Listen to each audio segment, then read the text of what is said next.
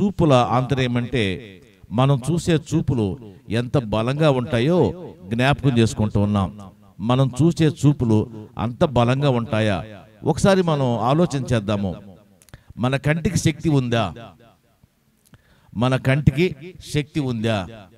ఉంది. వాడెవడో అంటాడు కదా, కత్తిపీటతో కాదురా కంటి చూపుతో చంపేస్తానంటాడు వాడు. అది నిజమే, ఒకసారి అనిపిస్తుంది. కంటి చూపుతో కూడా చంపవచ్చా? ఎస్, చంపవచ్చు. కత్తిపీటతో కత్తి పోటుతో చంపితే మనిషి చచ్చిపోతాడు. కంటి చూపుతో చస్తే మనసు చచ్చిపోయింది. మనసు చచ్చిపోతే వాడు మనిషి బతికిన ఒకటే బతకపోయినా ఒకటే. కాబట్టి కంటి చూపుతో ఎలా చంపొచ్చో, ఎవరైనా మన శత్రువులు మనం చంపితే మనం ఎలా సెట్ అవ్వాలో, మనల్ని మనం ఎలా బాగు చేసుకోవాలో ఆ విషయాన్ని ఈరోజు మనం జ్ఞాపకం చేసుకుందాం. మొత్తం బైబిల్లో ఎన్నో రకాల చూపులు ఉన్నాయి. ఒక్కొక్క చూపు దాని భావము, దాని నుంచి మన ఎలా కాపాడుకుందాం చూద్దాం. మొదటి చూపు సమూయేలు మొదటి గ్రంథము 18వ అధ్యాయము 9వ వచనము.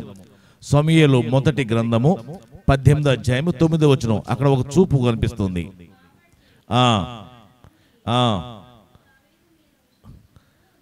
ఏ చూపది?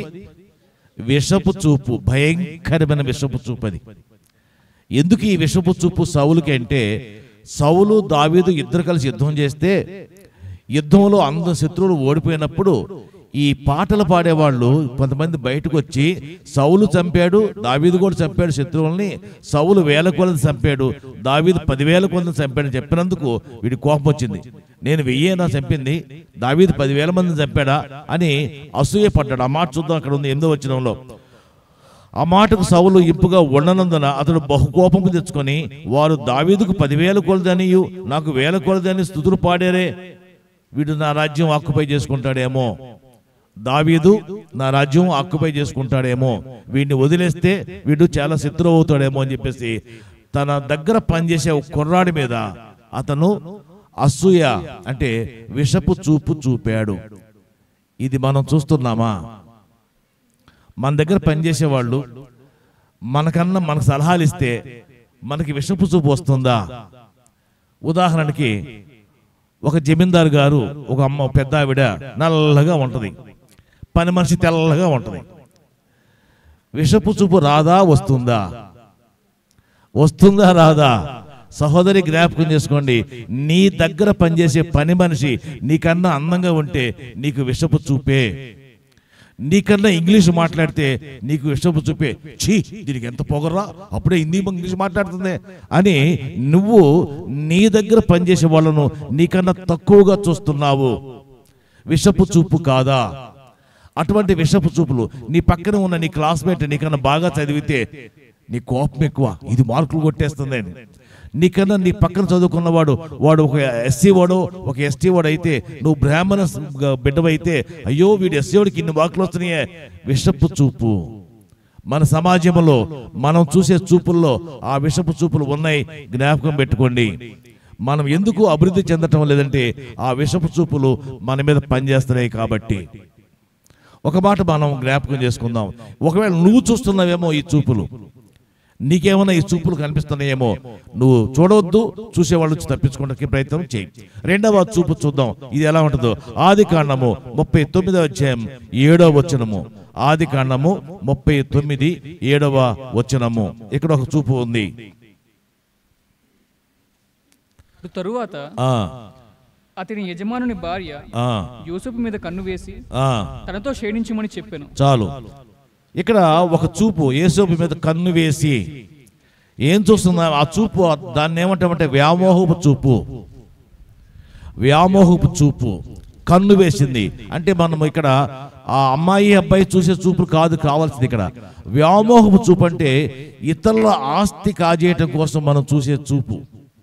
ఇతరులకు ఆస్తుల కోసము, ఒరే వీడింత పెద్ద బిల్డింగ్ కట్టాడు రా, నిన్నగాక మనం చదువుకున్నాడు, ఉద్యోగం చేశాడు, ఎంత పెద్దోడైపోయాడా అని మనము అసూయ పడతామే. ఈ యొక్క వ్యామోహపు చూపు మనము చూడకూడదు. స్త్రీలను పురుషుడు స్త్రీలను ఇలాంటి వ్యామోహపు చూపు చూస్తే అది క్రైస్తవ సమాజానికి హితము కాదు. ఇక్కడ ఒక సహోదరి తన దగ్గర పనిచేసే కుర్రాన్ని ఇష్టపడింది. ఇష్టపడటమే కాదు, వాడిని అడిగింది. వాడు చీ అన్నాడు. చీ అంటే వాడిని అరెస్ట్ చేయించింది. కోపం వచ్చి అరెస్ట్ చేయించింది.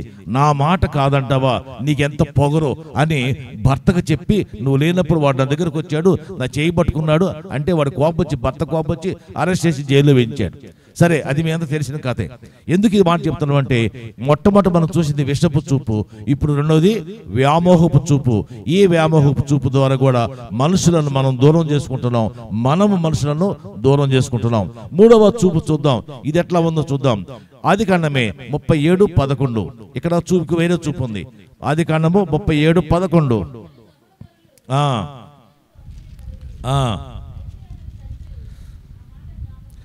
ఎస్, అసూయపడ్డ సహోదరులు ఎవరు వీళ్ళు? యోసేపు అన్నదమ్ములు. తండ్రి కొడుకుని ఇష్టపడితే, వాడికి 12 మంది కొడుకులైతే తండ్రి ఒక కొడుకుని ఎక్కువ ఇష్టపడితే మిగతా కొడుకులు అసూయపడ్డారట. ఇది కూడా ఉంది మన ఇళ్లలో జరుగుతున్నది. తండ్రి ఒక కొడుకుని ఇష్టపడితే రెండో కొడుకుని రెండో కొడుకు అసూయపడటం మనం బైబిల్లో చూసాం కదా. ఉందా లేదా? తప్పిపోయిన కుమారుడు విషయం ఏమైంది? పెద్ద కొడుకు ఏమంటాడు, నేను ఎంతకాలం నీ దగ్గర ఉన్నానే, నీ ఆస్తిని అడగలేదే, నువ్వు నాకు ఎప్పుడైనా పార్టీ చేసుకోమని డబ్బులు ఇచ్చావా? ఈ నీ కుమారుడు తప్పిపోయి పారిపోయి ఇంటికి వస్తే వాడి కోసం పార్టీ చేస్తావా? నన్నేం గమనించవా అని అడిగాడు పెద్ద కొడుకు. ఇంకో విషయం జ్ఞాపకం చేసుకుందాం. యేసుక్రీస్తుని అప్పగించింది ఎవరు? అన్నదమ్ములే కదా వాళ్ళందరూ. మరి వాళ్ళు కూడా అసూయ చేతను అప్పగించారు కదా. అసూయ అంటే మన మిత్రుడైన వాడు, మన దగ్గర వాడు ఏదన్నా సమస్య ఉంటే వాడిని మనం చూసే చూపు చాలా అసూయ నేత్రాలు. గమనించండి, అసూయ నేత్రాలు మనము చూడకూడదు. అసూయ నేత్రాలు ఇవి మనకు తెలియకుండా మనమే బానిసలుగా మార్చబడే చూపులవి. మీరు చూడండి, సొలొమోను రాజు షేబా దేశపు రాణిని పిలుచుకొచ్చి తన ఆస్తిలో భాగమంతా చూపించాడు. ఇదిగో నా ఆస్తి, ఇదిగో నా ఆస్తి అని చూపించాడు. ఏమైంది తెలుసా? ఆ షేబా దేశపు రాణి చూసిన తర్వాత ఆ రాజ్యం మొక్కలైపోయింది. రాజ్యమే మొక్కలైపోయింది. ఒక రాణి విషపు చూపు చూసింది, వ్యామోహపు చూపు చూసింది, అసూయతో చూసింది, ఆస్తి మొక్కలైంది. మీరు సహోదరులారా, తల్లులారా, మీరు జ్ఞాపకం చేసుకోండి. ఎవరైనా మీ ఇంటికి గెస్ట్ వస్తే, అతిథి వస్తే వాడిని లోపలికి తీసుకెళ్ళి, ఇదిగో మా ఆయన ఎన్ని చీరలు కొన్నాడు, ఇదిగో మా ఆయన నగలు కొన్నాడు చూపించవద్దు. అన్ని కళ్ళు మంచివి కాదు, అన్ని కళ్ళు మంచివి కావు. ఆ చూసే అమ్మాయి ఏమనుకుంటుందంటే, నీ ఎందుకు సంతోషపడదు. మంచిదిలేమ్మా, సంతోషం, కొనుక్కోమ్మా అని అందో. దీనికి ఎంత పొగరు! వాడు ఆయన చీర కొంటే నాకు చూపించిద్దా అంటే నేను కుళ్ళుకోవాలి కదా అని అసూయ నేత్రాలు పడితే నీకు ఆ చీర ఉండదు, ఆ నగలు నీకు ఉండవు. అమ్మేసుకోవటమో, బ్యాంకులు పెట్టుకోవటమో, లేకపోతే దొంగతనం చేయటమో జరిగింది, నీకు ఉండదు. ఎందుకంటే ఆ చూసిన చూపు మంచిది కాదు. మీరంటారు నిజమా సార్ అని. నిజమే. జీవితంలో నా వయసు 60 ఏళ్ల వయసు కాబట్టి అనుభవించాను కాబట్టి చెబుతూ ఉన్నాను. మీరు చిన్నవాళ్ళు కాబట్టి మీకు తెలియకపోవచ్చు, కానీ మీ చుట్టూ ఉన్న ఇవే, మన చుట్టూ ఉన్నవి ఇవే. జ్ఞాపకం పెట్టుకుని మనం తెలివిగా ప్రవర్తిద్దాం, ఆలోచన లేకుండా ప్రవర్తించవద్దని నేను మీకు తెలియజేస్తున్నాను. యేసుక్రీస్తును అప్పగించిన వాళ్ళు ఎవరు? ప్రధాన యాజకులు, శాస్త్రులు, పరిసయ్యులు, వీళ్ళు యూదులు. వీళ్ళందరూ యేసుక్రీస్తుకి ఏమవుతారు? సొంత అన్నదమ్ములు, ఒక కుటుంబీకులే. పిలాతు అనుకున్నాడు, ఎందుకు యేసయ్యని వీళ్ళు అప్పగించారంటే అసూయ చేతనే. ఆ మాట బైబిల్లో చూద్దాం. మత్తయి సువార్త 27:18. మత్తయి సువార్త 27:18. ఎందుకు యేసుక్రీస్తుని వాళ్ళందరూ అప్పగించారు? 27:18.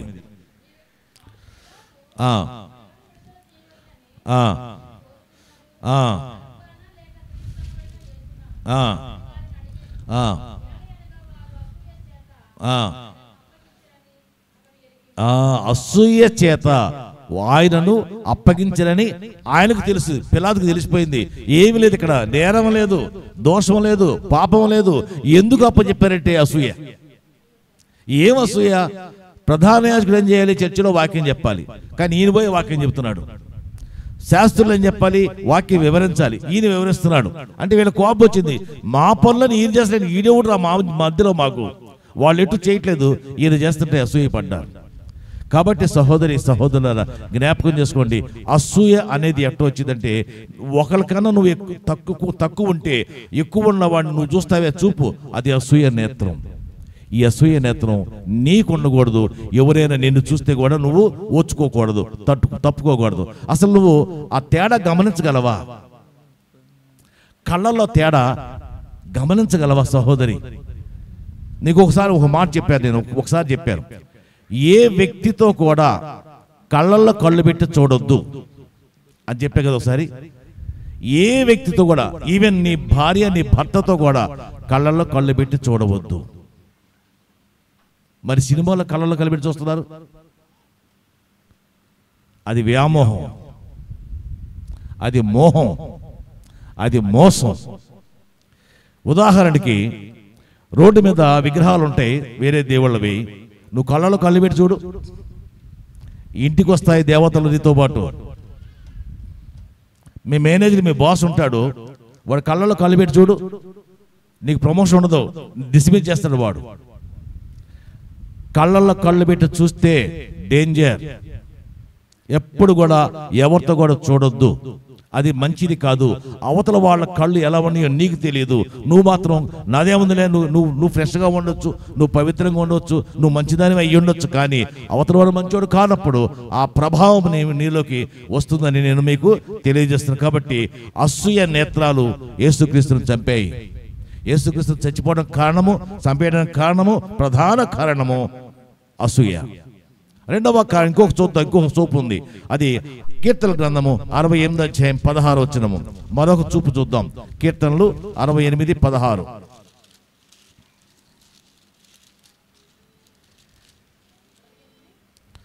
కీర్తనలు 68:16. పర్వతములారా దేవుడు నివాసముగా కోరుకున్న కొండను మీరేలా ఓరచూపులు చూచుచున్నారు? చాలు.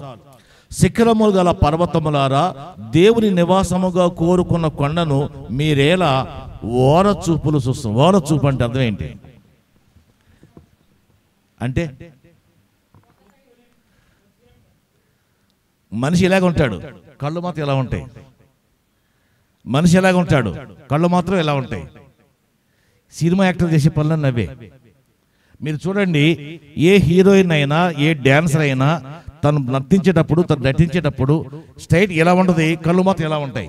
డేంజర్ కళ్ళు అవి, నిన్ను కూలగొట్టే కళ్ళు అవి.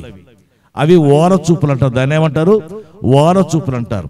ఈ ఓరచూపులు ఇక్కడ దేవుడు డేవిడ్ గారు ఒక మాట చెప్తున్నాడు. ఏమనంటే శిఖరములు గల పర్వతములారా అంటే, శిఖరము గల పర్వతములారా అంటే, పర్వతం అంటే హైట్ చాలా పెద్దది, దాని పైన టాప్ ప్లేస్ ని శిఖరం అంటాం.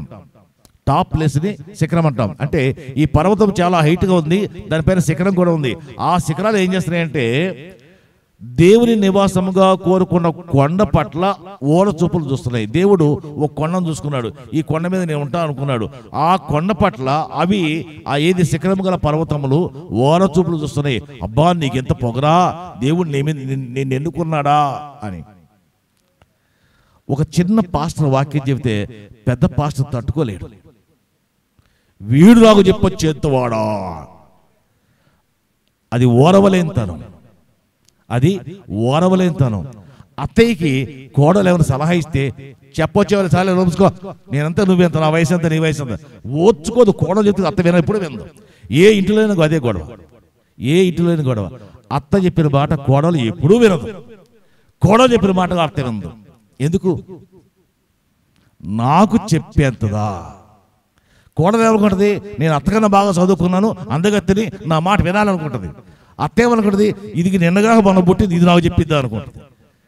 ఓరవలేని చూపులు, ఓరవలేని ఇళ్లలో ఉన్నప్పుడు మనం సరిగా అక్కడ మెయింటైన్ చేయలేని పరిస్థితి వస్తుంది. ఇక్కడ పర్వతములు, శిఖరము గల పర్వతములు ఒక కొండను చూసి అసూయపడుతున్నాయి, ఓరవలేని చూపులు చూస్తున్నాయి. అది మంచిది కాదని. అంటే కొండను దేవుడు ఎన్నుకోవచ్చు.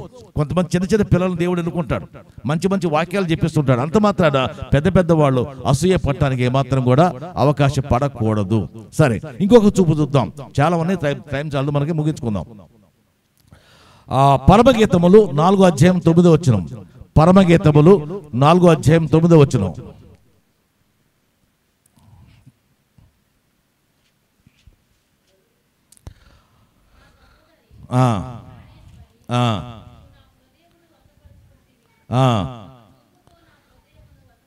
చాలు, ఒక్క చూపుతో నా హృదయమును వశపరుచుకుంటవి.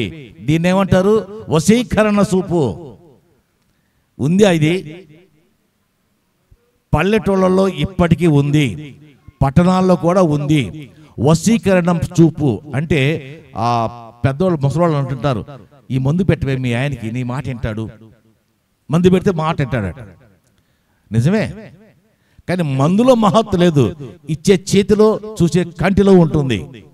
ఆ మహత్తు ఎక్కడ ఉంటుందంటే కంటిలో ఉంటుంది. ఇక్కడ ఏముంటుందంటే చక్కగా చెప్తున్నా పరమగీతములు ఏం చెప్తున్నాయంటే, నీవు నా హృదయమును వశపరచుకుంటేవి నా సహోదరి, నా ప్రాణేశ్వరి, నీవు నా హృదయమును వశపరచుకుంటేవి. ఒక్క చూపుతో నా హృదయమును వశపరచుకుంటేవి. మగాడు రోడ్డు మీద పోతుంటే ఆడపిల్ల ఒక చూపు చూసిందంటే ఫ్లాట్ అది పడిపోతాడు. ఎట్ట పడతాడంటే ఒక 10 ఏళ్ల తర్వాత లేచి చూస్తే అన్నీ అయిపోయి ఉంటాయి. అది వశీకరణ చూపు. వశీకరణ చూపు అంటే మగాన్ని లొంగబెట్టుకునే చూపు. చాలామంది అది కూతుళ్ళకి తల్లులు నేర్పే మంత్రం. అది కూతుళ్ళకి తల్లులు నేర్పే మంత్రం ఏంటే, పెళ్ళై 10 ఏళ్ళైనా నీ మాట, నీ మొగుడు నీ మాట ఎండా అడిగే ముందు పెట్టవే. మొగుడు మాట వినాలంటే పెళ్ళామంటే భార్య వాడికి ముందు పెట్టడం తల్లే చెప్పింది. చాలా సంఘటనలు ఉన్నాయి, చాలా సంఘటనలు ఉన్నాయి. అంటే అర్థమేనంటే నీ మొగుడు నీ మాట వినకపోతే ఏమి జీవితమే నీది. నేను చూడు 12 మందికి కన్నాను, నేను చెప్పిన మాట దాటాడు మీ నాన్న ఎప్పుడు కూడా. వాడు ఇప్పుడు పాప ఎదురు మాట్లాడు. అదేదో గొప్ప అనుకుని ఏమేం చెప్పింది, కూతురు కూడా చెప్పింది, నువ్వు కూడా ఎలా చేయి. ఫలితంగా కుటుంబాలు పతనం అవుతున్నాయి. కాబట్టి వశీకరణ చూపులు ఎట్టి పరిస్థితుల్లో కూడా చూడకూడదు. నా మొగుడు నా మాట వినాలి, నా మాట మాత్రమే వినాలి అనే ఆశ ఉండొచ్చు, కానీ దానికి మందు పెట్టక్కర్లేదు. నీ మాట చాలు. నీ మాటతో మగాడిని కట్టేయచ్చు, కానీ మందులతో మగాడిని మనము కట్టివేయలేము. జ్ఞాపకం పెట్టుకోండి. ఇంకా చెప్పాలంటే నిన్న మొన్న పెళ్లి జరిగింది. పెళ్లిలో ఒక అమ్మాయి పెళ్లి కూతురికి చెప్పారు, అమ్మా మొగుడు అనేవాడు మట్టి బొమ్మ, వాడిని తయారు చేసుకో, నీకు ఇష్టం వచ్చినట్టుగా వాడిని తయారు చేసుకో, అంతేగాని వాడి మీద పెత్తనం చేద్దామని, గొడవ చేద్దామని, కొంగును కట్టేసుకుందామని ఆలోచన చేయొద్దమ్మా అని చెప్పాను. సహోదరి సహోదరులారా, మగాళ్ళు లోకం మీద తిరుగుతూ ఉంటారు, ఆడాళ్ళు ఇంట్లో ఉంటుంటారు. ఫలితంగా మగాడికి లోకం తెలిసింది, స్త్రీకి లోకం తెలియదు.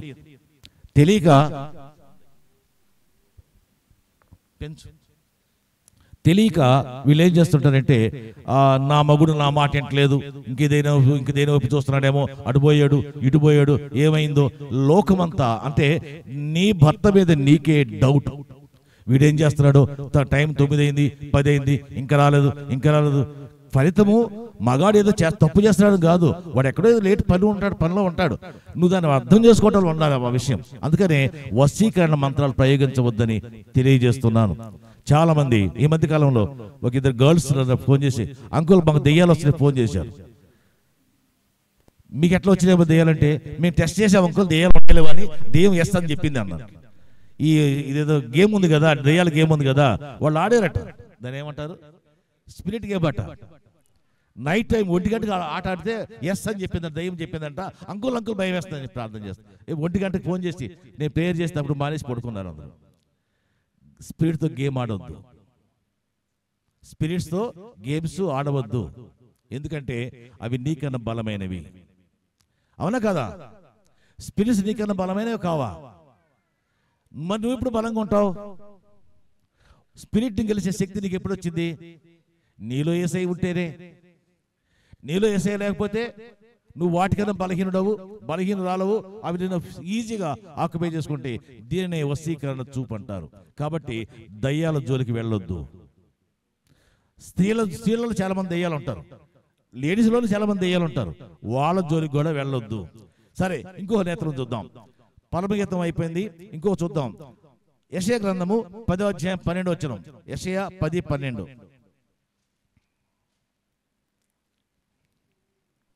కావున సీయోను కొండ మీదను యెరూషలేము మీదను ప్రభువు తన కార్యమంతయు నెరవేర్చిన తరువాత నేను అష్షూరు రాజు యొక్క హృదయ గర్వముల వలని ఫలమును బట్టి అతని కన్నుల అహంకారపు చూపులను బట్టి అతని శిక్షింతును. కన్నుల అహంకారపు చూపు, కన్నుల అహంకారపు చూపు. ఇది జమీందారులకి, డబ్బున్న వాళ్ళకి, పెద్ద పెద్ద ఉద్యోగాలు చేసే వాళ్ళకి ఉంటుంది అహంకారపు చూపు. నీకు కూడా ఉంటుంది ఒక్కోసారి. మనమేం తక్కువ తినలా, మనం కూడా అహంకారం ప్రదర్శిస్తాం. ఎప్పుడు అహంకారం ప్రదర్శిస్తామంటే 10 రూపాయల చేతులు ఉంటే మనల్ని ఎవడు పట్టుకోలేడు. 10 రూపాయల చేతులు ఉంటే మనల్ని ఎవడు పట్టుకోలేడు, మనం అంతా రెచ్చిపోతాం. అహంకారపు చూపు. ఈ అహంకారపు చూపు ఎక్కడ వచ్చిందంటే ఎక్కువ చదువుకుంటే వచ్చింది, ఎక్కువ చదువుకుంటే వచ్చింది. ఎవరైనా ఎక్కువ చదువుకున్న వాళ్ళు నేను బాగా చదువుకుని చెప్పి అహంకార పడవద్దు. బైబిల్లో చెప్పారు ఎక్కువ చదువుకుంటే కూడా తప్పే అన్నాడా లేడా? ఉందే లేదా బైబిల్లో? ఎస్, బైబిల్లో ఉంది. తర్వాత రిఫరెన్స్ చెప్తాను. ఎక్కువ చదువుకుంటే కూడా అది మెంటల్ డిజార్డర్కి కారణమవుతుంది. సరే, ఎక్కువ అందం వల్ల తప్పే.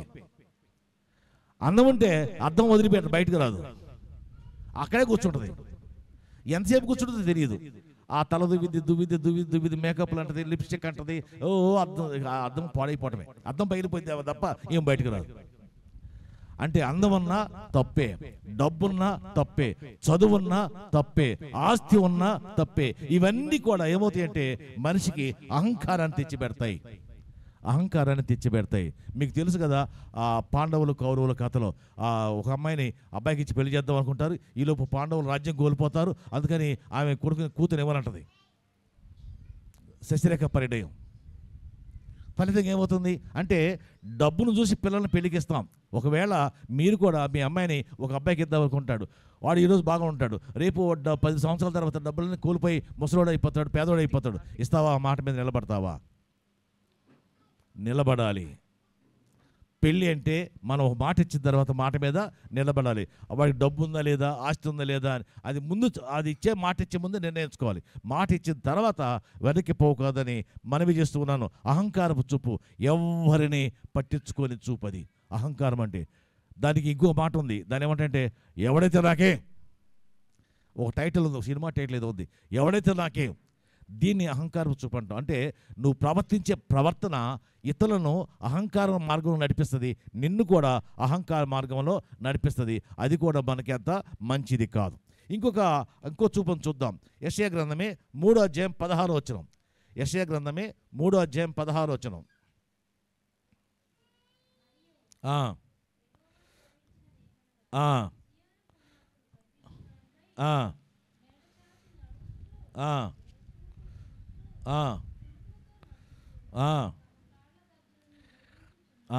చాలు. ఈ చూపు ఎంత భయంకరంగా చూడండి. ఎలా ఉంది? సియోను కుమార్తెలు గర్విష్ఠురాండ్రై మెడచాచి నడుచుచు, ఓర చూపులు చూచుచు, కులుకుతో నడుచుచు, కాళ్ళ గజ్జలు మ్రోగించుచున్నారు. ఒకప్పుడు సినిమాకి వెళ్తే కళ్ళు తప్ప ఏం కనపడేవి కాదు మా కాలంలో. ఈ రోజుల్లో కళ్ళు తప్ప అది కనపడతాయి. దౌర్భాగ్యం కదా. ఒకప్పుడు యాక్టర్స్ కళ్ళతో నటించేవాళ్ళు, ఆ కంటి చూపుతో నటించేవాళ్ళు. దుఃఖాన్నైనా, కష్టానైనా, సంతోషమైన కళ్ళలో చూపించేవాళ్ళు. మాకు మేకప్ వేసిన మా మేకప్ ఆర్టిస్టులు కళ్ళు ప్రధానంగా చేసేవాళ్ళు. కోపంగా చూపించాలంటే కళ్ళు పెద్దవి చేసేవాళ్ళు, మేకప్ పెద్దగా చేసేవాళ్ళు.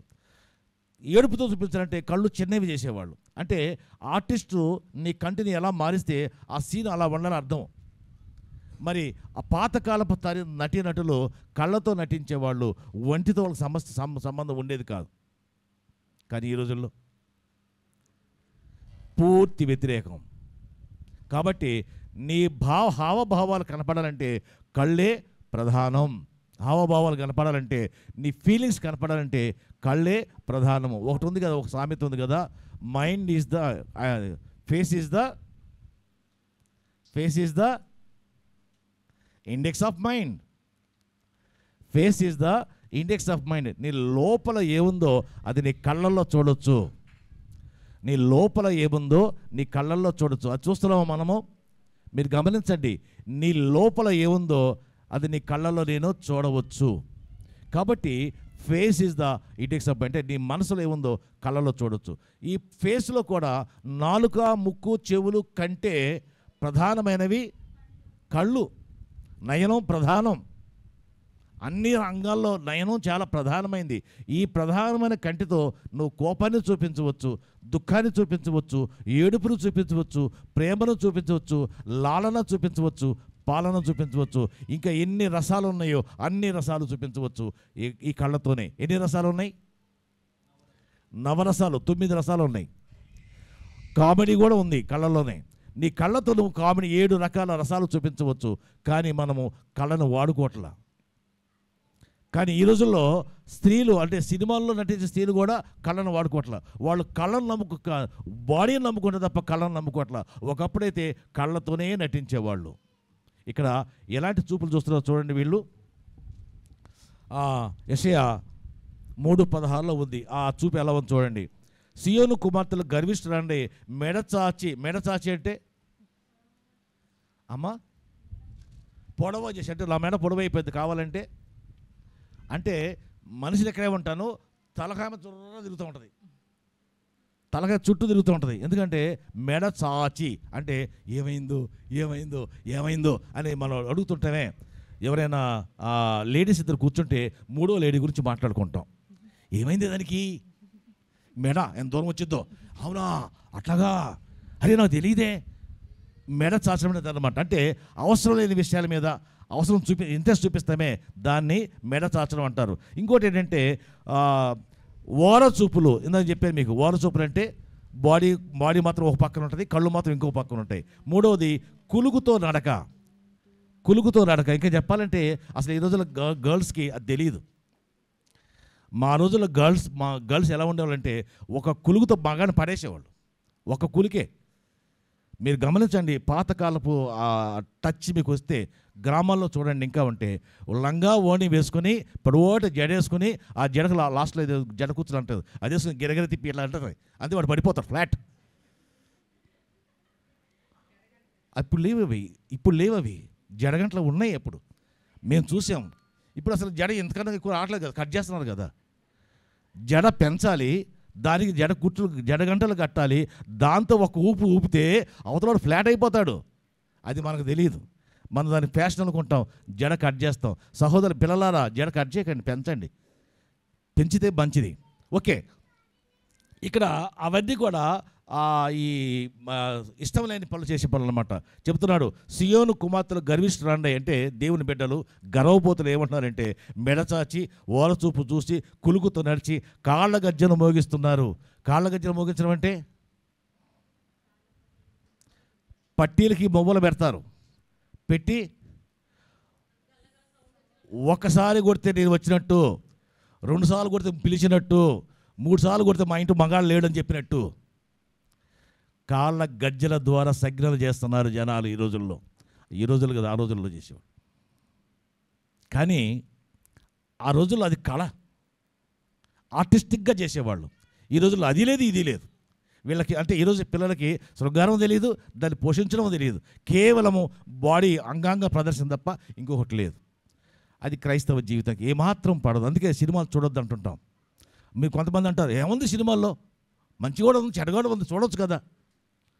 పంది బురదలో బోనుకొని అనుకున్నదంట, పంది బురద బాగానే ఉంది, చల్లగా ఉంది అనుకుంటున్నాం మనం.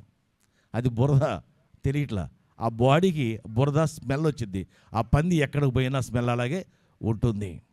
కాబట్టి అంటే కొంతమంది సినిమాలు చూసి అర్థం చేసుకోగలరు, కొంతమంది చూసి వదిలేయగలరు, కానీ కొంతమంది చూసి ఇంటికి తీసుకెళ్తారు, సినిమాలను ఇంటికి తీసుకెళ్తారు. ఇంకొంతమంది మనసులోకి తీసుకెళ్తారు. అది తప్పు. సినిమాగా చూసి వదిలేయండి, అలా చూడరు మనం. అంటే యవనస్తులు అలా చూడలేరు, పెద్దోళ్ళు మేమైతే చూసి వదిలేస్తాం, మీరు చూసి వదిలేరు. కాబట్టి మీరు సినిమాలు చూడటం అంతా అడ్వైజబుల్ కాదు. ఎందుకంటే బైబిల్ చెబుతుంది, మనము కాళ్ళ గజ్జలు కట్టుకోకూడదు, కులుకుతో నడవకూడదు, ఓలచూపులు చూడకూడదు, మెడచాచి నడవకూడదు. ఈ మధ్యలో ఈ గర్ల్స్ బాయ్స్ ఏదైతే రీల్స్ అంటున్నారు, రీల్స్ అయినా ఒక ఆడపిల్ల గంతులేస్తూ ఉంటుంది. ఏమైందంటే రీల్స్ అంట, ఎందుకు గంతులేస్తుందో తెలియదు, పాట పెట్టుకుంటే గంతులేస్తూ ఉంటుంది. అలాంటి నీచమైన పనులు మనం చేయవద్దని క్రైస్తవ సహోదరులకు నేను హెచ్చరిస్తూ ఉన్నాను. ఇంకొక మాట చూద్దాము. సామెతల గ్రంథము 6:13 సామెతల గ్రంథము 6:13.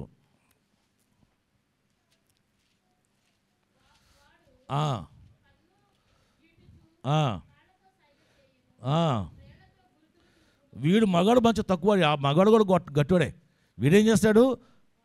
కన్ను గీటుచు కాళ్ళతో సైగ చేస్తూ వేళ్లతో గుర్తులు చూపిస్తాడట. ఇక్కడ కూడా కన్నే పని చేస్తుంది. మగాడు చేసే పని ఈజియెస్ట్ పని అంటే కనుగొడతాం. ఆడమ్మాయి కనుగొడతానికి 10 సంవత్సరాలు పట్టింది. మగాడు 10 నిమిషాలు కొట్టేస్తాడు. వాడికి చేతనైంది అది ఒకటే. కాబట్టి కన్ను గీటడం మగాడి జన్మ హక్కు. కానీ వాడు ఏం చేస్తాడంటే కన్ను గీడతాడు, కాళ్ళతో సైగ చేస్తాడు, వేళ్లతో గుర్తులు చూపిస్తాడు. వేళ్ళు ఇలాంటి ఈ మధ్య ఇది వచ్చింది కదా, ఏం గుర్తు? సైతాన్ గుర్తు. మనం దాన్ని ఎలా అనుకుంటే ఏమైంది? నీళ్ళకి వచ్చేస్తాడు. గమనించండి, మనం చేసే పనులు లోపలికి మనమే సైతాన్ని ఇన్వైట్ చేసే గుర్తులు. అవి మనం యవనస్తులు వాడవద్దని మనవి చేస్తున్నాను. ఇక్కడ ఈ కుర్రాడు ఏమంటున్నాడంటే వాడు కన్ను గిడతాట, వేళ్లతో గుర్తులు చూపిస్తాట, కాళ్ళతో గుర్తులు సైన్లు చూపిస్తాడు. సిగ్నేచర్ అంటే సైన్ అంటే సూచనలు చూపిస్తూ ఉంటాడు. అది కూడా మంచిది కాదు. ముందుకు సాగుదాం. యెషయా 47:12. యెషయా 47:12.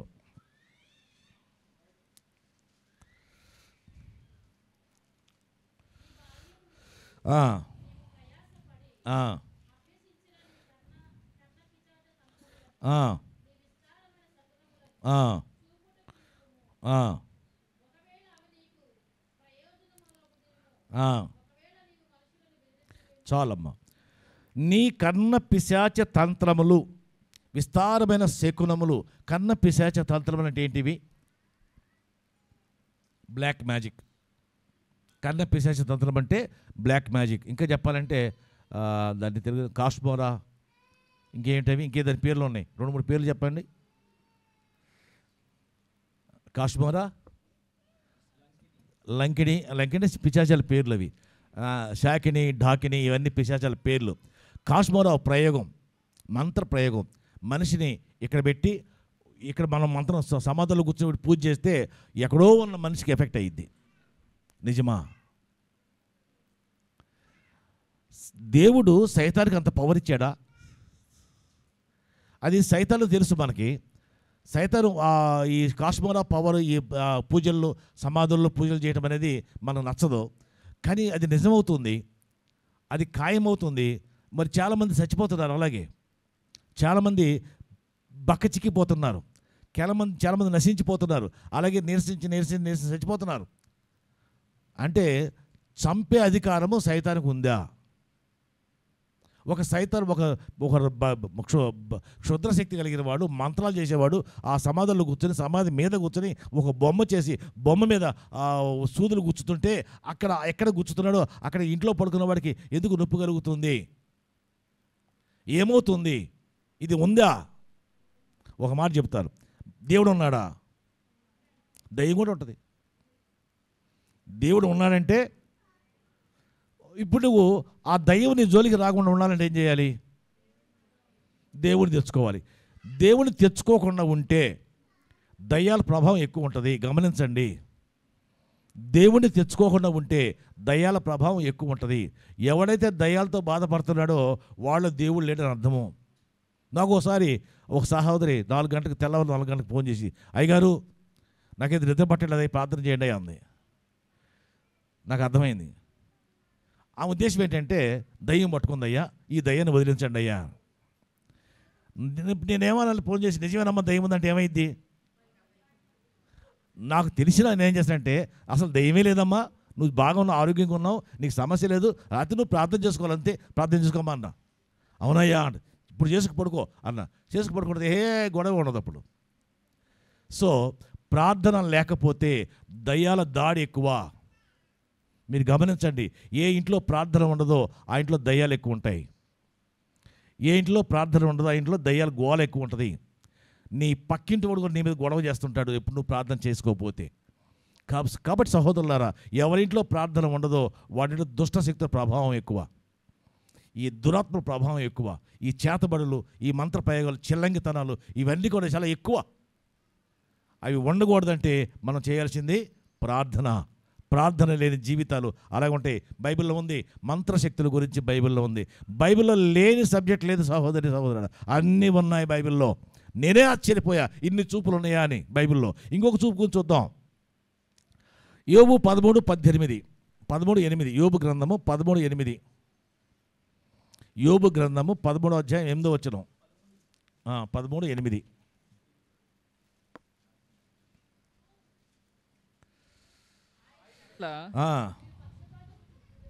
చాలు. పక్షపాతము చూపుదురా. ఎవరి ఎడలా? ఆయన ఎడలా. పక్షపాతం అంటే అర్థం ఏంటి? పక్షపాతం వేరు, పక్షవాతం వేరు. పక్షపాతం అంటే పెరాలసిస్. పక్షపాతం అంటే స్వార్థం. అంటే రెండు దాదాపు ఒకటే, రెండు ఒకటే. ఎట్లా అంటే ఒకరిని ఒక రకంగా ఇంకోటి ఇంకో రకంగా చూడటం, ఒకరిని ఒక రకంగా ఇంకోటి ఇంకో రకంగా చూడటం. ఉదాహరణకి చర్చికి కలెక్టర్ గారు వస్తే సార్ రండి సార్ రండి సార్ అని కుర్చీ వేస్తాం కదా. అదే ఓ పేద అమ్మాయి వస్తే కుర్చీ వేస్తాం మనం, సార్ రండి అంటావా? పక్షపాతం అంటే అదే. వాడు కలెక్టర్ అయితే నీకేవి, పేదవాడికి చర్చకు వచ్చిందో అందరూ ఒకటే, కానీ మనము ఆ తేడా చూపిస్తాము. దాన్ని పక్షవాతము. ఒక విధంగా పక్షవాతమే. పక్షం అంటే సగం, పక్షము అంటే సగం. పక్షం రోజులు అంటాడు డాక్టర్ గారు. పక్షం రోజులు అంటే 15 రోజులు. పక్షవాతం అంటే సగం శరీరం వాతపడిపోవటం. పక్షపాతం అంటే సగం బుద్ధి వేరు, సగం బుద్ధి వేరుగా ఉండటం. అది ఉండకూడదని దేవుడు మనకు చెప్తున్నాడు. సహోదరులారా, మీ ఇళ్లలో పక్షవాతం ఉందేమో చూసుకోండి. అబ్బాయిని ప్రేమించి అమ్మాయిని ప్రేమించకపోతే పక్షపాతమే. నా కూతురు పుట్టిందా, నేను కూతురు పుట్టకూడదు అనుకున్నానే అని నువ్వు పక్షపాతం చూపిస్తే అది పక్షపాతం కాదు, పక్షవాతమే. దేవుడిచ్చిన బిడ్డ ఏ బిడ్డైనా మన బిడ్డ అనుకోవాలి, కానీ మనము పక్షపాతము చూపించకూడదు. మగపిల్లడు ఇది చేస్తాడని ఆడపిల్ల చేయదని, ఆడపిల్ల ఖర్చు అని మగపిల్లడు ఖర్చు లేదని, ఆడపిల్ల కట్టం ఇవ్వాలని మగపిల్లడు కట్టం తెస్తాడని అన్ని అపోహలు. వాడు ఎవరిని ప్రేమించి వెళ్ళిపోతే ఏం చేస్తావు? కట్టం ఇస్తావా? తెచ్చుకుంటావా? అవన్నీ వద్దు. మనము ఎవరి పట్ల నిష్పక్షపాతంగా ప్రవర్తించాలి. ఎవరి పట్ల పక్షపాతం చూపించకూడదు. కొడుకైనా, కూతురైనా, మనవడైనా, మనవరాలైనా, మనమైనా, ఎవరైనా సరే చర్చికి వచ్చిన తర్వాత అందరూ సమానమే. ఈ మధ్య కమ్యూనిటీ చర్చెస్ వచ్చినాయి, తెలుసో లేదు మీకు? Community churches. ఒక రెడ్డి యువకుడు పాస్టర్గా మారిపోతే ఆ చర్చికి వచ్చే వాళ్ళందరూ రెడ్లే వస్తారట, ఎస్సీలు ఎస్టీలు రారట. ఒక నాయుడు ఫ్యామిలీ నుంచి కుర్రాడు చర్చ్ పాస్టర్ అయితే నాయుడుస్ మాత్రమే ఆ చర్చికి వెళ్తారట. ఇంకా చర్చ్ ఎట్లా అవుతుంది అది? సో ఎక్కడ దెబ్బతింటున్నాం మనం? మన ఆలోచన విధానం ఎక్కడ తేడా వస్తుంది? పక్షపాతం వస్తుంది మనకి. పక్షపాతం చూపిస్తున్నావు. అలా చూపులు చూడవద్దని దేవుడు మనల్ని హెచ్చరిస్తున్నాడు. ఇంకొక మాట చూద్దాం. హోషేయ గ్రంథము 2వ అధ్యాయం 3వ వచనం, 745 పేజీ, 745 పేజీ. హోషేయ గ్రంథము 2వ అధ్యాయం 3వ వచనము.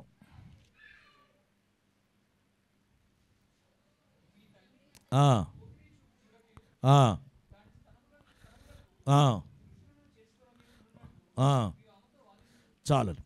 ఇది కాస్త కష్టమైన మాట, కానీ వినండి, బాగుంటుంది ఈ మాట. మీ తల్లి పోకిరి చూపు చూడకుండా ఉండాలి. పోకిరి చూపు అంటే అర్థం ఏంటి? పోకిరి చూపు అంటే అర్థం ఏంటి? పోకిరి అంటే అర్థం ఏంటి? వాడే చెప్పాడు కదా, అందులోనే పని పాటలకు రోడ్డు మీద తిరిగేవాడు పోకిరి వాడని చెప్పాడే లేదు? వాడు చెప్పాడు. అంటే పని పాట లేకుండా రోడ్డు మీద తిరిగేవాడు పోకిరి. నీ తల్లి అలాంటిదైతే ఎలా ఉంటుంది నీకు? ఎవరికైనా, ఏ మగాడికైనా వాళ్ళ అమ్మకు వేరే అబ్బాయితో సంబంధం ఉందని తెలిస్తే వాడు ఏమవుతాడు? కొడుకు. గమనించండి తల్లులారా, మనం అలా ఉన్నామని కాదు, కానీ ఆ ఫీలింగ్స్ అర్థం చేసుకోండి. ఒక బిడ్డకి తెలిస్తే నా తల్లికి వేరే అబ్బాయితో సంబంధం ఉందని తెలిస్తే అది ఎంత నీచమైందో, ఎంత ఘోరమైందో ఒకసారి ఆలోచన చేయండి. ఇక్కడ హోషేయ ప్రవక్తతో దేవుడు అంటున్నాడు, నీ తల్లి అంటే, తల్లి అంటే యెరూషలేము నగరం. ఇక్కడ దేవుడు యెరూషలేము నగరాన్ని తల్లిగా పోలుస్తున్నాడు. నీ తల్లి పోకిరి చూపు చూడకయు దాని స్తనములకు పురుషులకు చేర్చుకొనకయు ఉండునట్లు ఆమెతో వాదించండి. చెప్పండి మీ అమ్మకి.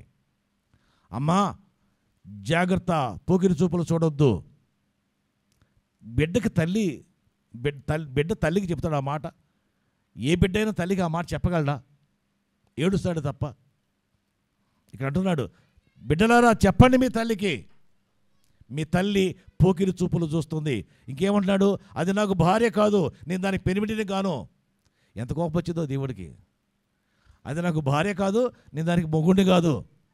దేవుడికి పట్టడానికి అంటే యెరూషలేము పట్టకున్న సంబంధం దేవుడు వివరిస్తున్నాడు. ఇంకేమన్నా కింద ఏమంటే, దాని పిల్లలు జార సంతతి, వారి తల్లి వేశ్యావృత్తం చేసింది, వారిని కన్నది అవమానకరమైన వ్యాపారం చేసింది, కనుక నేను దాని యందు జాలి పడను. చదివితే కిందంతా అదే వస్తుంది. ఆ తల్లి అంటే యెరూషలేము అని పట్టణం అనబడే ఆ తల్లి వ్యభిచారం చేసి పిల్లలను కందని, అది నాకు భార్య కాదని, నేను దాన్ని ముట్టుకోనని, దాని జోలికి రానని దేవుడే హోషేయ ప్రవక్త ద్వారా చెబుతూ ఉన్నాడు. తల్లులారా జ్ఞాపకం పెట్టుకోండి, మనకు బిడ్డలు ఉన్నప్పుడు మనము పోకిరి చూపులు చూడకూడదు. పోకిరి చూపులు చూడకూడదు అంటే అర్థం ఏంటంటే, మీరు చూస్తున్నారని కాదు, కానీ సొసైటీ అలా ఉంది. మనం అలాంటప్పుడు జాగ్రత్తగా ఉండాలి. ఒకవేళ మన పక్కింటి అమ్మాయి అలా చూస్తుంది అనుకోండి, నువ్వు జాగ్రత్తగా ఉండు, ఎందుకంటే నీకు కూడా తేడా వచ్చింది, నువ్వు కూడా పడిపోయే ప్రమాదం ఉంది. కాబట్టి అలా ఉండవద్దని దేవుడు మనతో మాట్లాడుతున్నాడు. ఇంకొక మాట చెప్పి మనం ముగించుకుందాం. 2 కొరింథీ పత్రిక 5వ అధ్యాయం 5వ వచనము. 2 కొరింథీ 5వ అధ్యాయం 5వ వచనం.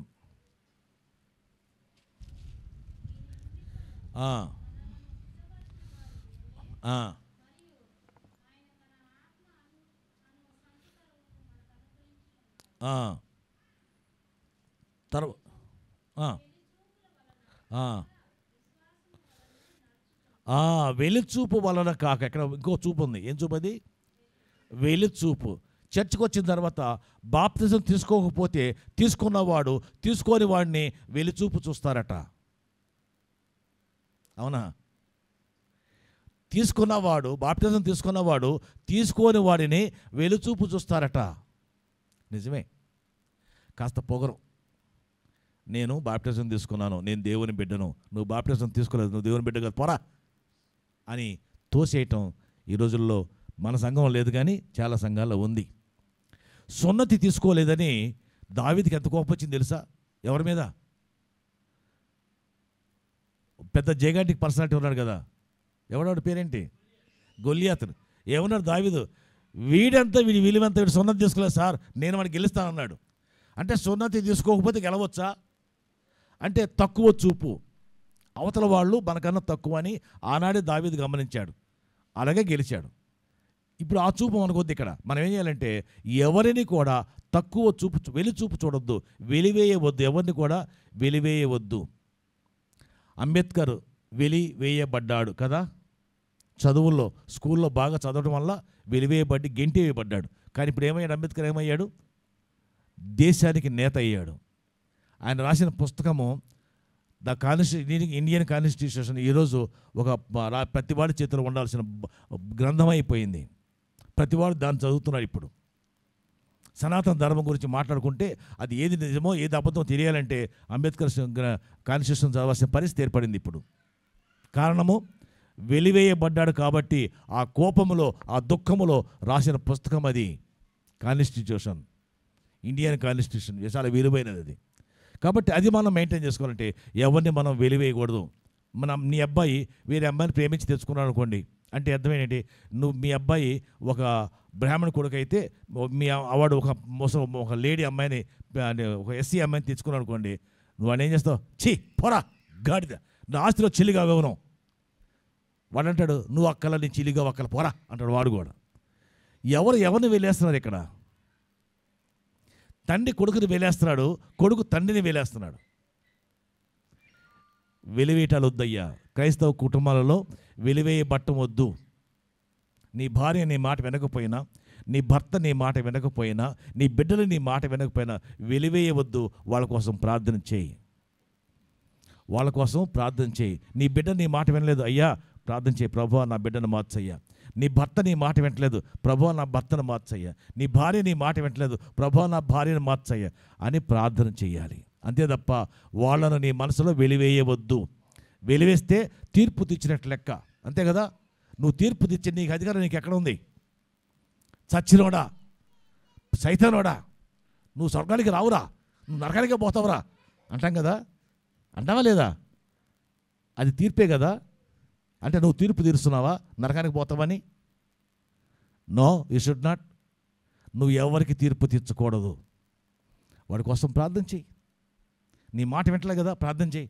అంతే తప్ప ఎవరికి మనము తీర్పు తీర్చకూడదు. ఇదంతా ఎందుకు వచ్చిందంటే ఎన్ని చూపులు వచ్చినాయి గుర్తున్నాయా? 11. మీరు రాసుకుంటున్నారు, వెరీ గుడ్. విషపు చూపు, వ్యామోహపు చూపు, అసూయ చూపు, ఓర చూపు, వశీకరణ చూపు, అహంకార చూపు, కులుకుతో నడిచిన చూపు ఒకటి, కన్నుగీట చూపు ఒకటి, శకునాలు, అది చెప్పను నేను మీకు, శకునాలు, కన్న పిశాచాలు, ఇది కూడా నేను చెప్పానులే. పక్షపాతం, పోకిరి చూపు, వేలి చూపులు, 12 చూపులు. ఇన్ని చూపుల మధ్య మనం ఉన్నాం కదా, ఇన్ని కళ్ళ మధ్య మనం ఉన్నాం. నువ్వు అనుకుంటావు నీ చుట్టూ ఉన్న సొసైటీ చాలా మంచిది అనుకున్నావు. ఏం కాదు సహోదరుడా, సహోదరి, నీ చుట్టూ 13, 12 రకాల చూపులు ఉన్నాయి. నువ్వు గుర్తుపట్టగలవా అది ఏ చూపో? ప్రార్థన చేస్తే గుర్తుపట్టగలవు, ప్రార్థన చేయకపోతే అది ఏదో తెలియదు నీకు. ప్రార్థన చేస్తే గుర్తుపట్టగలవు అదేంటో, అప్పుడు నిన్ను నువ్వు కాపాడుకోగలవు. కాకపోతే నువ్వు ప్రార్థన చేయవు కాబట్టి నీకు అది తెలియదు. ఇదంతా ఎందుకు జరిగింది అంటే ఒక మాట రీజన్ చెప్తాను. 2 కొరింథీ 4వ అధ్యాయం 4వ వచనం. ఇన్ని చూపులు ఎందుకు ఉన్నాయి, ఇన్ని కారణాలు ఎందుకు ఉన్నాయి?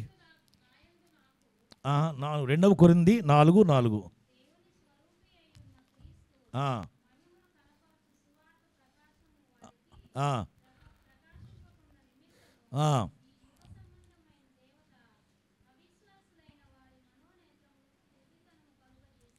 ఈ యుగ సంబంధమైన దేవత అంటే సైతాను. వాడు ఏం చేశాడు? విశ్వాసుల మనోనేత్రాలు గుడితనం చేశాడు. అంటే మనము ఆలోచించనీయకుండా చేశాడు.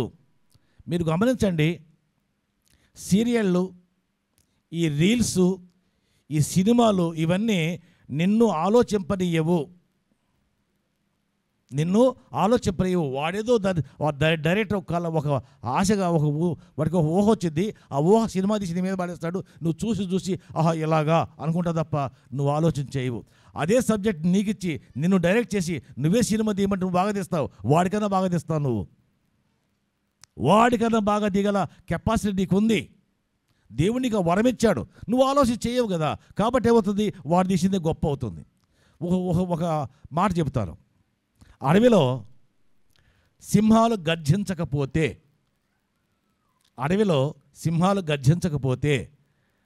కుక్కల కోతలే గొప్పవవుతాయి. అవునా కాదా? అడవిలో సింహాలు గర్జించకపోతే కుక్కల కోతలే రికార్డ్ అవుతాయి. అవే గొప్ప అనుకుంటారు. మాట్లాడటంలో మాట్లాడకుండా ఉంటే, ఓటేయకుండా ఉంటే వెధవలు గెలుస్తారు. ఓటేయాల్సిన వాళ్ళు ఓటేయకుండా ఉంటే అప్పుడు ఏమైంది? 90 మంది ఓటేయరు, 10 మంది ఓటేస్తారు. ఈ 10 మంది వాడికే వేస్తారు. అప్పుడు ఏమైంది? మెజారిటీ 10. ఎవరు గెలుస్తున్నారు? నువ్వు ఎవరినైతే వద్దనుకుంటున్నావో వాడు ఇప్పుడు నీకు బాస్ అవుతాడు, నీకు మంత్రి అవుతాడు. అంటే సింహాలు గర్జన చేయాలి, ఓట్లు వేయాలి. ఓట్లు వేయకపోతే ఏది నిజమో ఏది కాదో మీరు చెప్పలేరు. ఆ స్థితికి మీరు రాలేరు. కాబట్టి ప్రియ సహోదరి సహోదరుడా, ఒక మాట మనం ముగించుకుందాం. లూకా సువార్త 11:33 వచనం. లూకా సువార్త 11 అధ్యాయం 33 వచనం చూడండి ఏముందో. లూకా 11:33. 35 చూద్దాము చాలు. 35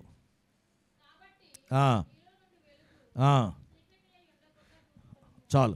పైన ఏముందంటే నీ దేహమునకు దీపము కన్నే కనుక నీ కన్ను తేటగా ఉంటే దేహమంతయు వెలుగుమయమై ఉండును. ఒకటే కంక్లూషన్. నీ దేహమునకు దీపము, నీ దేహమునకు, దేహం అంటే ఏంటి? శరీరం ఎంత ఉంటుంది? ఎన్ని అడుగులు ఉంటుంది? 6 ఉంటుంది. 6 అడుగుల శరీరానికి ఇంత కన్ను దీపమాట. ఇంత కన్నే కాటుకు పెట్టుకుంటే ఇంత ఇది మహా అయితే. లేడీస్ కాటుకు పెట్టుకోవట్లా, కాటుకు పెట్టుకుని చూడండి ఇంత అయింది మీ కన్ను. అందుకే ఆడవాళ్ళు కాటు ఎక్కువ పెడుతుంటారు.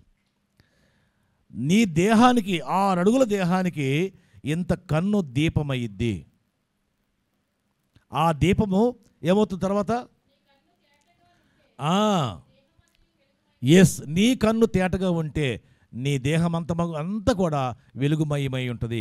నీ కన్ను దేహం అంటే ఈ 12 రకాల చూపులు నువ్వు చూడకుండా ఉండాలి. ఫస్ట్ ఈ 12 రకాల చూపులు నువ్వు చూడకూడదు. అప్పుడు నీ దేహము తేటగా ఉంటుంది, నీ కన్ను తేటగా ఉంటుంది. కన్ను తేటగా ఉందంటే అర్థం ఏంటి? నీ కంట్లో నలకబడితే ఏం చేస్తాం? కంట్లో నలకబడితే ఏం చేస్తావమ్మా? ఎలా తీస్తావు? వాటర్ పోస్తే పోయిద్ది, ఇంకా ఊతే పోయిద్ది. ఇంకా నీ కంట్లో నలకబడితే ఏం చేస్తావు? వాటర్ పోస్తే పోయిద్ది, ఊతే పోయిద్ది, ఇంకా ఆ క్లాత్తో తడి క్లాత్ ఇట్లా అన్న కూడా పోయిద్ది, ఐ డ్రాప్స్ వేసుకున్నా పోయిద్ది.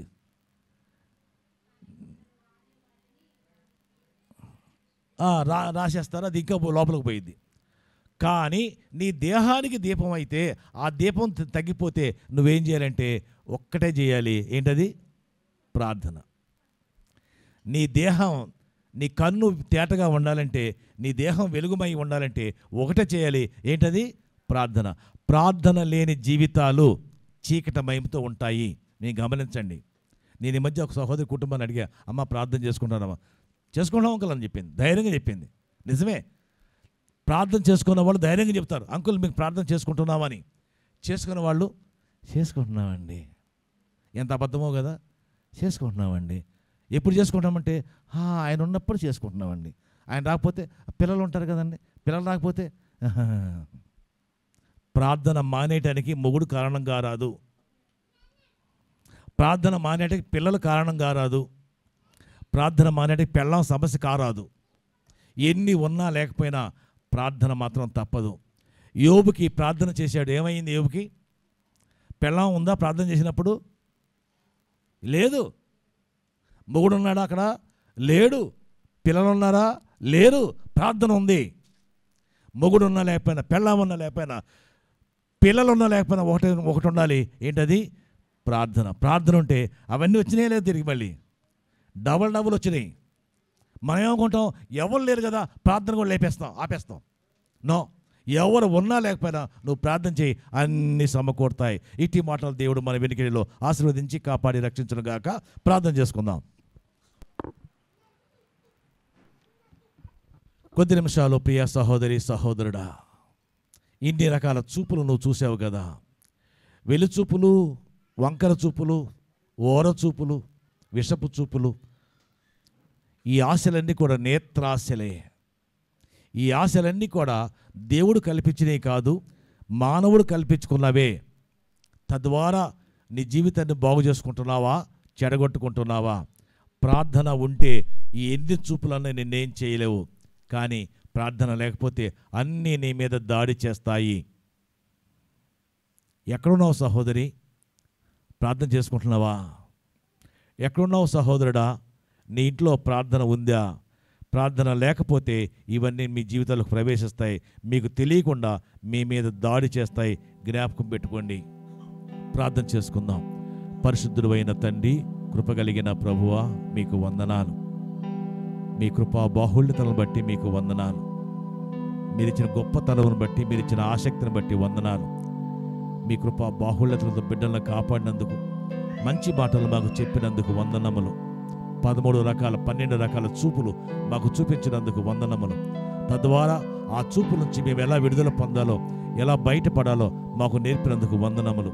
నీ కృపలో మాకు శక్తిని, బలాన్ని సమకూర్చి మా సంఘాన్ని కట్టుకుంటానికి, మా కుటుంబాలు కట్టుకుంటానికి, మమ్మల్ని మేము నిలబెట్టుకోవడానికి సహాయం చేయమని, మమ్మల్ని అందరినీ కాచి కాపాడి రక్షించమని నీకే మహిమ, ఘనత, ప్రభావములు ఆరోపించుకుంటూ ఈ కొద్ది మాటలు యేసుక్రీస్తు నామమున అడిగి వేడుకొంచున్నాము తండ్రి.